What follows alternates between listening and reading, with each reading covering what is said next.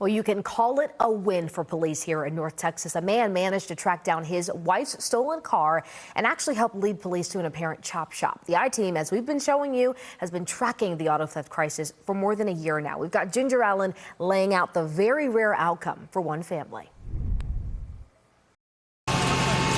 Tow trucks spent hours Friday crowded in a neighborhood in northwest Dallas, where police say they found all sorts of stolen items.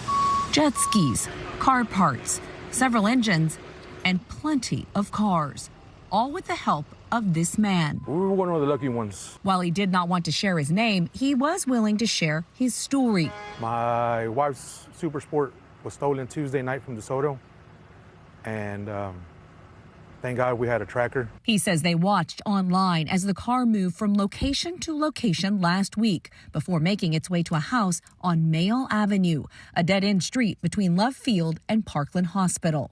Fortunately, we were able to finally put eyes on it and contact DPD. We verified it, gave them the information. They confirmed it with the tracker. That was Friday morning around 11 a.m. He watched as tow trucks brought out car after car. A lot of them, Chrysler 300s, Hellcats, Scat Packs, Chargers. Until finally, 7 hours later. I just thank God that we were able to, again, locate the vehicle and find it in one piece, because as you've seen, there are so many vehicles that were not saved in one piece. It's been kind of a struggle, but I'm happy to see something is being done now. Destiny O'Neill was among the crowd of people who watched the vehicles be pulled from the backyard. I got my car stolen a few months back, so I was able to get in contact with 2 other women that had their cars stolen by these same people, and how we found out it was all the same people is the same people were taunting us on social media, posting to their pages that they have our cars, flashing guns, drugs, money, basically taunting us saying,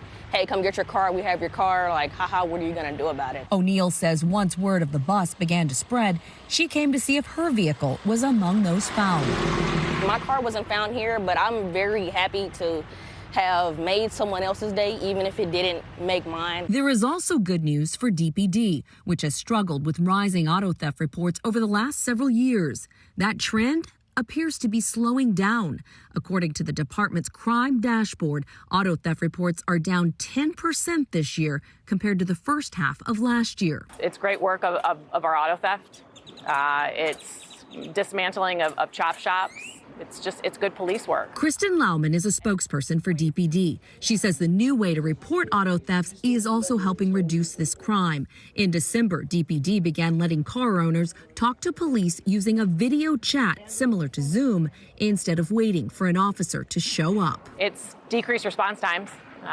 Before the pilot program, you were, a citizen, a resident was looking at 14 hours before there was an officer that responded for that particular priority of a call.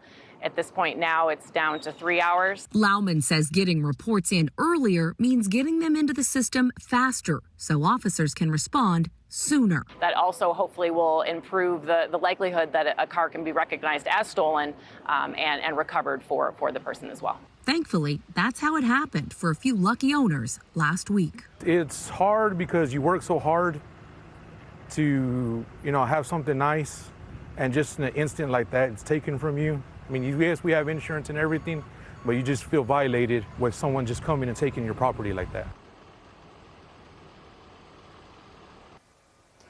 So far, one man has been arrested in that case. A 22-year-old faces charges of theft and receiving and concealing. Police say more arrests in this case are expected.